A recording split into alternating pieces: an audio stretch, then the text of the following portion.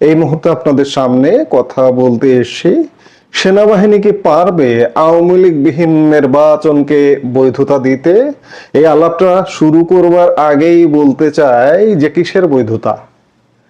বাংলাদেশের অর্ধেক মানুষের প্রতিনিধিত্বকারী দল আওয়ামী লীগকে বাদ দিয়ে পুরো সেনাবাহিনী নেমে যে নির্বাচনে সহযোগিতা করছে, লক্ষাধিক সেনা সদস্য মাঠে থেকে, এই নির্বাচনটা তো অবৈধ। আজকে যে বড় বড় জেনারেলরা, আওয়ামী লীগ যখন 2009 সালে ক্ষমতায় আসেন, তখন এই জেনারেলরা ম্যাক্সিমাম মেজর ছিলেন, ক্যাপ্টেন মেজর, লেফটেন্যান্ট কর্নেলও মনে হয় 2009 সালে তারা ছিলেন না। এই যে 16 বছরে মেজর থেকে লেফটেন্যান্ট জেনারেল, জেনারেল পর্যন্ত হলেন, মেজর জেনারেল হলেন, মুখে জয় বাংলা, আওয়ামী বন্দনা করে কিন্তু হয়েছেন। আজকে সেই জেনারেলদের নেতৃত্বের বাংলাদেশ, এই যে সরকারটা, এই সরকারটা হচ্ছে সেনা সমর্থিত সরকার। আমি বারবার বলি যে সেনাবাহিনী যদি বলে আজকে রাস্তা মাপো, ইউনূস রাস্তা মাপতে 5 মিনিট সময় লাগবে না। সেই সেনাবাহিনী সহযোগিতা করে অর্ধেক বাংলাদেশকে বঞ্চিত রেখে একটা নির্বাচন করছে। কিন্তু এই নির্বাচন বৈধতা কি দিতে পারবে? দেশে কি শান্তি আনলো? আনলো না। অশান্তির আগুনে দাউ দাউ করে জ্বলিয়ে দিল। ইউনূস চলে যাবে বা চলে যাওয়ার একটা ভিন্ন রূপ হবে, কিন্তু যেটি আসবে সেটিও বাংলাদেশকে শান্ত করতে পারবে না এবং এই নির্বাচনকে বৈধতা দিতে পারবে না। 12 ফেব্রুয়ারি বাংলাদেশের ইতিহাসে আরেকটি গুরুত্বপূর্ণ দিন। সামনে ত্রয়োদশ জাতীয় সংসদ নির্বাচন, কিন্তু এই নির্বাচন নিয়ে জনমনে প্রশ্নের পাহাড়। দেশের অন্যতম প্রধান রাজনৈতিক দল আওয়ামী লীগকে ছাড়ায় আয়োজিত হতে যাচ্ছে এই ভোট। ঠিক এই পরিস্থিতিতেই দৈনিক বণিক বার্তা একটি অত্যন্ত গুরুত্বপূর্ণ প্রতিবেদন প্রকাশ করেছে আজকে, যার শিরোনাম সেনাবাহিনীর পেশাদারত্বের উপরেই গণতন্ত্রের উত্তরণ। শিরোনামটাও নিঃসন্দেহে হাস্যকর। সেনাবাহিনীর পেশাদারত্বে একতরফা নির্বাচন করে গণতন্ত্রের উত্তরণ কিভাবে হয়?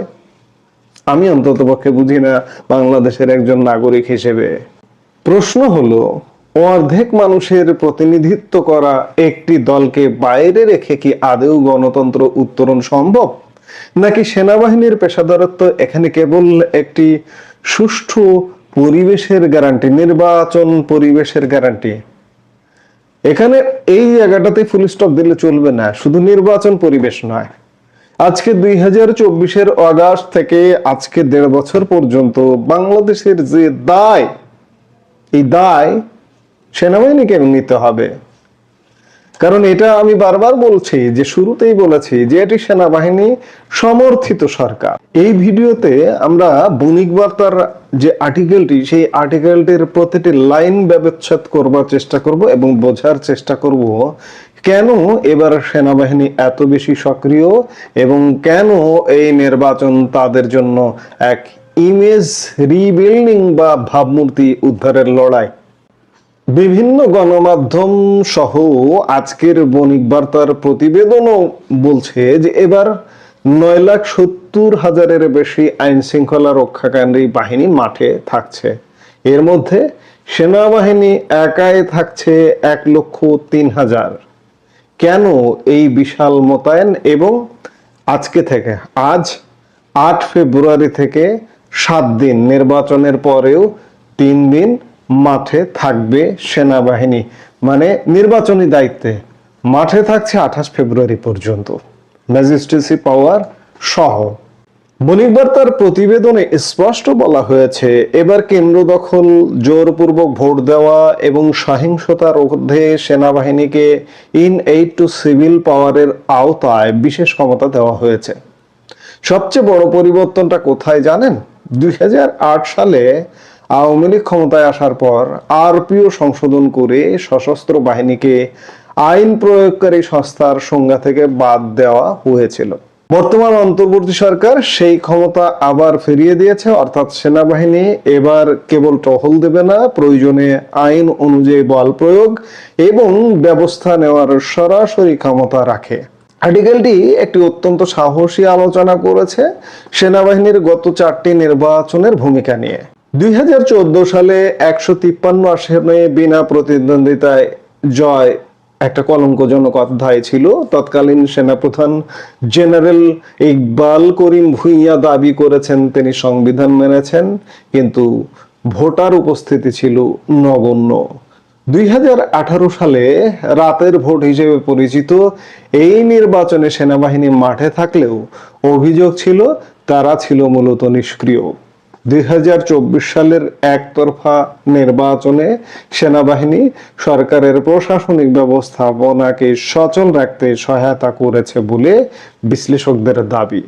বণিক বার্তা এই ইতিহাসগুলো মনে করিয়ে দিয়ে বলছে, এবারের 12 ফেব্রুয়ারি নির্বাচন সেনাবাহিনীর জন্য একটি রিহ্যাবিলিটেশন মোমেন্ট বা পুনর্বাসন মুহূর্ত। তারা কি গত 3টি নির্বাচনের বিতর্কিত ছায়া থেকে বেরিয়ে আসতে পারবে? সেনাপ্রধান জেনারেল ওয়াকারুজ্জামান বারবার বলছেন তারা সম্পূর্ণ নিরপেক্ষ থাকবেন। এই নিরপেক্ষতার উপরই নির্ভর করছে নির্বাচনের আন্তর্জাতিক গ্রহণযোগ্যতা। প্রতিবেদনে বলা হয়েছে সেনাবাহিনীর পেশাদারত্বের উপর গণতন্ত্রের উত্তরণ নির্ভর করছে, কিন্তু আওয়ামী লীগের মতো বড় দল প্রধান দলকে বাইরে রেখে কি গণতন্ত্র পূর্ণতা পায়? রাজনৈতিক বিশ্লেষকরা বলছেন গণতন্ত্রের উত্তরণ কেবল ভোটের দিনের শান্তির উপর নির্ভর করে না, এটি একটি দীর্ঘ প্রক্রিয়া। তবে বণিক বার্তার বিশ্লেষণ অনুযায়ী বর্তমান পরিস্থিতিতে সেনাবাহিনীর দায়িত্ব হলো একটি লেভেল প্লেইং ফিল্ড তৈরি করা। আওয়ামী লীগ নির্বাচনে নেই, এটি একটি রাজনৈতিক বাস্তবতা বা আইনি জটিলতার ফল হতে পারে, কিন্তু যারা নির্বাচনে অংশ নিচ্ছে যেমন বিএনপি এবং অন্যান্য দল, তাদের মধ্যে যেন কোনো পেশি শক্তির লড়াই না হয়, ভোটাররা যেন নির্ভয়ে কেন্দ্রে আসতে পারেন, সেটি নিশ্চিত করাই সেনাবাহিনীর লক্ষ্য। মির্জা ফখরুল ইসলাম আলমগীর ঠাকুরগাঁয়ের জনসভায় বলেছেন যে সেনাবাহিনী নিরপেক্ষ নির্বাচন চায়, আমরাও চাই।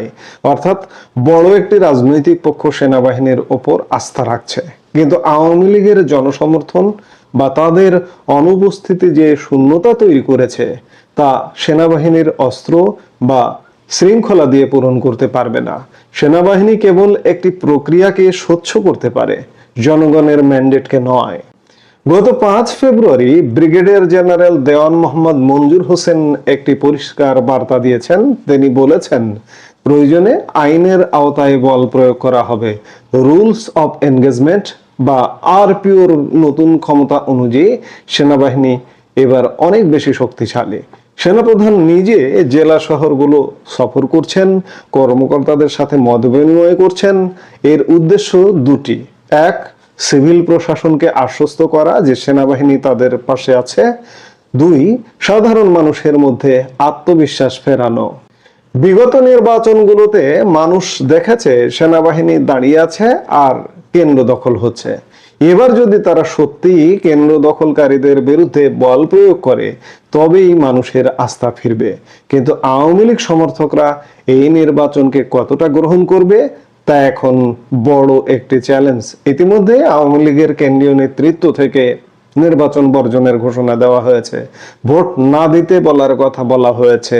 গতকালকেও আওয়ামী লীগ প্রধান শেখ হাসিনা পুত্র সজীব অজেদ জয় আওয়ামী লীগের ভবিষ্যৎ কাণ্ডারি ভিডিও বক্তব্যে জানিয়েছেন যে এই নির্বাচনে আপনারা ভোট দিবেন না, ভোট দিতে যাবেন না।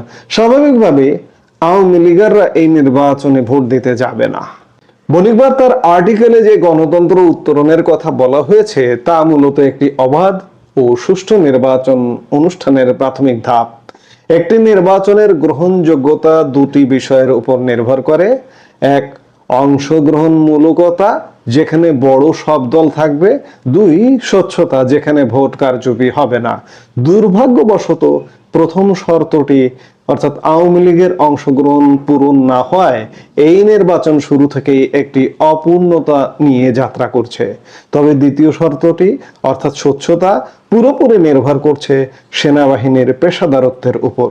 যদি সেনাবাহিনী প্রমাণ করতে পারে যে তারা কোনো বিশেষ দলের লেঠেল বাহিনী হিসেবে কাজ করছে না, তবে হয়তো ভবিষ্যতে একটি প্রকৃত অংশগ্রহণমূলক গণতন্ত্রের পথ প্রশস্ত হবে।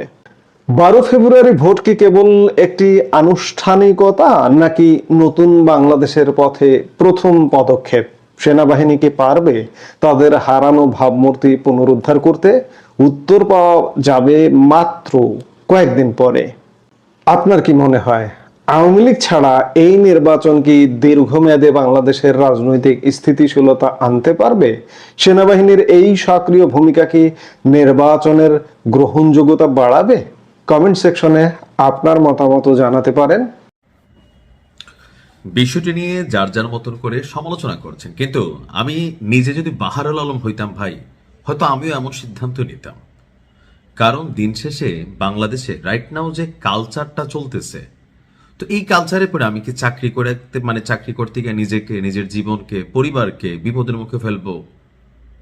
যেইভাবে পুলিশ দেখলেই একটা আক্রমণাত্মক মেন্টালিটি শুরু হয়, আবার পুলিশেরও কাউকে কাউকে দেখলে যে আক্রমণাত্মক মেন্টালিটি শুরু হয়, এখন আসলে তারা কি করবে? সম্প্রতি আমাদের যিনি বাহারুল সাহেব আছেন, তিনি হচ্ছেন আমাদের পুলিশের আইজিপি, অর্থাৎ অন্তর্বর্তী সরকার ক্ষমতায় আসার পর পুলিশের আইজিপির দায়িত্বে যিনি পেয়েছেন তিনি হচ্ছেন জনাব বাহারুল আলম। তো ওনার যে কূটনৈতিক মর্যাদা লাল পাসপোর্ট আছে, সেই পাসপোর্ট বদল করে সাধারণ পাসপোর্ট নিতে চান কেন? সম্প্রতি তিনি সরকারি পাসপোর্ট সমর্পণের ইচ্ছা প্রকাশ করে স্বরাষ্ট্র মন্ত্রণালয়ে একটা চিঠি দিয়েছেন। দৈনিক যুগান্তরের নিউজের ক্যাপশনটা ছিল এরকম যে, নির্বাচনের পরপরই দেশ ছাড়তে চান বা দেশ ছাড়তে পারেন আইজিপি, পারসেপশন নাও ছাড়তে পারেন।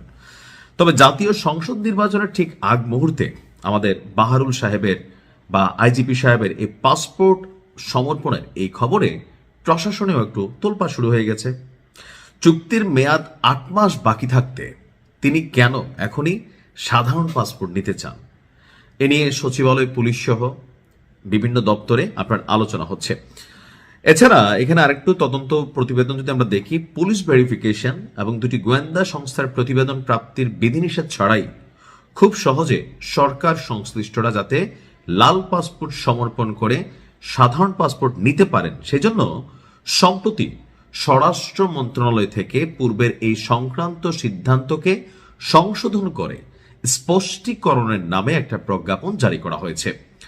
সেখানে এই সরকারের আমলে ইতিপূর্বে জারি করা বিধিনিষেধ সাবেক সরকারের কূটনীতিক পাসপোর্টের জন্য বহাল রেখে বর্তমান সরকারের জন্য শিথিল করা হয়েছে। কথাগুলো যদি সোজা বাংলায় বোঝাই, আগের যারা সরকারি চাকরি করছে অথবা বড় বড় পোস্টে ছিল, তার জন্য আইন ওইটাই রয়েছে, কিন্তু নিজেদের জন্য তার আইনটা শিথিল করছে, অর্থাৎ এই সরকার শিথিল করছে। তার মানে গেল কয়েকদিন আগে আমি নিজে একটা নিউজ করছিলাম যে আমাদের স্বরাষ্ট্র উপদেষ্টা যিনি আছেন, তিনি বলছিলেন যে অনেক উপদেষ্টারা তাদের পাসপোর্ট জমা দিয়ে দিচ্ছে, যে কোনো সময় তারা দেশ ছাড়বে, অর্থাৎ নির্বাচনের পরে ইন্টারিম থেকে ক্ষমতা হস্তান্তরের জন্য যে প্রক্রিয়া বা সময়টা থাকবে, এর মাঝখানে অনেকে দেশ ছেড়ে চলে যাবে। তো এখন আমাদের আইজিপি সাহেবের ইস্যুটা নিয়ে আমি আমার ব্যক্তিগত জায়গা থেকে যেটা মনে করি, কেন আসলে তিনি এরকম সিদ্ধান্ত নিতে পারেন, এখনো নেননি। প্রথমত হচ্ছে, এই মুহূর্তে প্রশাসন নিয়ে বিএনপির অভিযোগ, জামাতের অভিযোগ। এখন দুই দল তো আর ক্ষমতায় যাবে না, যাবে কে? এক দল। আবার হতে পারে যে তিনি কোনো একটা রাজনৈতিক দলের মনে মনে মতাদর্শী অথবা পছন্দ করেন, থাকে না, প্রত্যেকেই কোনো না কোনো দলকে ভালো লাগে, ভালোবাসে অথবা সাপোর্ট করেন। তো এখন দেখা গেছে তিনি যেই দলকে সাপোর্ট করেন বা মনে মনে ভালোবাসেন, প্রশাসন লেভেলে বা ওই উচ্চ পর্যায়ে তথ্য আছে, কোনো কারণে তার দল যদি হাইরা যায়, তাহলে বিপরীত দল ক্ষমতায় আসলে উনি আপনার প্রথমত চাকরিচ্যুত হবেন, 8 মাস পর্যন্ত ওনাকে রাখবে না। এটা বাংলাদেশ। বিষয়টা এমন না ওনার সাথে চুক্তি করছে অন্তর্বর্তী সরকার, তা ওনাকে নিয়োগ দেওয়ার সময়। এখন একটা রাজনৈতিক সরকার আসলে ওনাকে সরাই দিবেন। তো বেটার হচ্ছে কি, নিজের মান সম্মান নিয়ে নিজে সরে যাওয়া, এটা একটা ইস্যু হইতে পারে। দ্বিতীয়ত, এই নির্বাচনকে ঘিরে মাঠ পর্যায়ে আমাদের যে প্রশাসনিক কি বলা হয় যে স্থিতিশীলতা, এটা সবচেয়ে বড় একটা চাপ কিন্তু পুলিশের উপর। এখন পুলিশ পিটাইলেও দোষ, না পিটাইলেও দোষ, পুলিশ আসলে করবে কি? আমি বরাবরই বলি যে পুলিশকে সরকার বা যারা যখন ক্ষমতায় থাকেন, নিজেদের নিরাপত্তা, নিজেদের সেফটির জন্য নিজস্ব একটা বাহিনী হিসাবে পুলিশকে ব্যবহার করেন, কিন্তু এই যে সরকারের মধ্যে একটা সংস্কার আলোচনা চলছিল যে পুলিশকে স্বতন্ত্রীকরণ হয়েছে, 5ই আগস্টের পরে আমরা অনেক পুলিশের বক্তব্য শুনছি, যেহেতু আমি অনেকদিন নিউজ করি, অনেকের সাথেই বিভিন্ন হাই লেভেলের যোগাযোগ তো আছে, অনেক বড় বড় র্যাঙ্কের মানুষের সাথে কথা হয়। তো অনেকে বলে যে নাইম ভাই আপনি যে বলেন আমরা নিরপেক্ষভাবে কাজ করব, আদৌ কি এটা সম্ভব? এটা সম্ভব হবে কখন? যেমন ধরুন আমাদের মহামান্য আদালত বা বিচার বিভাগ স্বাধীন, নির্বাচন কমিশন স্বাধীন, কিন্তু আসলে প্রকৃতপক্ষে বি অনেস্টলি যদি আমরা বুকে হাত দিয়ে কথা বলতে চাই, বা যারা আছেন তারা কি আসলে স্বাধীনভাবে সবকিছু করতে পারেন? ধরুন এই মুহূর্তে আওয়ামী লীগের বহুত লোকের নামে মামলা হয়েছে, 10টার মধ্যে দেখা গেছে এরকম 2টা মিথ্যা মামলা আছে, কিন্তু তিনি যদি জামিনের জন্য পুট করে জামিন পেয়ে যান, তাহলে কি হবে? যে আদালত বা যে বিচারক তাকে জামিন দিয়েছেন, ঠাস করে ওনার বিরুদ্ধে একটা প্রশাসনিক ব্যবস্থা নেওয়া হবে, এই লোকের সারা জীবনের কেরিয়ার একটা দাগ দিয়ে দেওয়া হবে, মানে নানানভাবে কিন্তু হ্যাসেল করার সুযোগ আছে। তো আমার কাছে মনে হয় যে বাহারুল ভাই যে টেনশনটাতে পড়ছেন, যে নির্বাচনে মাঠ পর্যায়ে খুবই অস্থিতিশীল একটা পরিবেশ হবে, তো বিভিন্ন জায়গায় পুলিশের উপর আক্রমণ হইতে পারে, পুলিশও খেপতে পারে, নিজের গায়ে পড়লে কে না খেপবে। তো এই সকল কিছুর দায়ভার পুলিশ পরিবারের প্রধান হিসাবে আইজিপিকে এটার দায়বদ্ধতা নিতে হবে। যত কিছুই হোক আইজিপিরে ফোন দিবে, আইজিপিরে সাজার মধ্যে ফেলাইতে পারে। দেখেন আওয়ামী লীগ সরকারের সময় থাকা আইজিপিরা পলাতক, একজন রাজসাক্ষী হয়ে গেছেন। তো এই মুহূর্তে যিনি আইজিপি আছেন, ইন ফিউচার কখনো যদি বাংলাদেশে আওয়ামী লীগের রাজনীতি করার সুযোগ হয়, এই ইন্টেরিমের আমলে যারা বড় বড় পদগুলোতে আছেন প্রত্যেককেই ফাঁসানো হবে, বিচার করা হবে। এখন আওয়ামী লীগের আমলে যারা ছিল এর মধ্যে 10 জনের মধ্যে 8 জন হয়তো বা দোষী, 2 জন তো নির্দোষ আছে, বাট তিনিও রাইট নাও একটা সিস্টেমের মধ্যে পড়ে গেছেন, ভয় পাচ্ছেন, তাই না? তো এই পরিণতিগুলো দেখার পরে বহুত মানুষের মধ্যে এই পরিবর্তন হয়ে গেছে।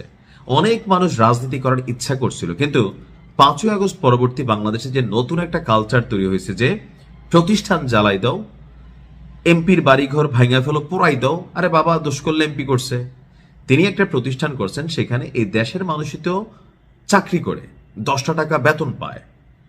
দরকার হচ্ছে কি সরকারিভাবে হয়তো যদি দুর্নীতির সম্পদ হয়ে থাকে সিজ করা, জব্দ করা, যে অপরাধী তাকে সুস্পষ্টভাবে শাস্তির আওতায় না, বাট আপনি তার বাড়িঘর জ্বালাই দিলেন, পোড়াই দিলেন, অনেককে মামলার আসামি করা হলো, বড় বড় পর্যায়ের অনেক মহারথীরা এখন মামলার আসামি। তো জনাব বাহারুল ইসলাম তো তিনি তো মানুষ, বাংলাদেশের মানুষ, আর আমরা কতটা প্রতিশোধ পরায়ণ এটা তো আমরা জানি। এখন যেমনি যেমনি হোক তিনি দায়িত্বে আসছেন, এখন আসার পরে আওয়ামী লীগের অনেক নেতাকর্মী গ্রেপ্তার হচ্ছে। আপনি দেখেন ওসিদেরকে বিভিন্ন জায়গায়, এসপিদেরকে আওয়ামী লীগের নেতাকর্মীরা ফোন দিয়ে হুমকি দিচ্ছে যে যা করতেছেন মনে রাখেন, আপনারও বাড়িঘর আছে, সময় আমাদেরও আসবে, এটাও তো সত্য। তো সেই সময়টায় আইসা এই ধরনের ক্ষমতাসীন যারাই থাকে তাদের নিরাপত্তা দিতে গিয়া, তাদের হুকুম পালন করতে গিয়া পুলিশের বিভিন্ন ইউনিট বা যে সকল সদস্যরা বিভিন্ন ধরনের নির্দেশকে মান্য করতে গিয়া মাঠ পর্যায়ে অ্যাকশনে যায়, এই যে 5ই আগস্টের আগে অনেক পুলিশকে মেরা ফেলছে। কেন মেরা ফেলছে?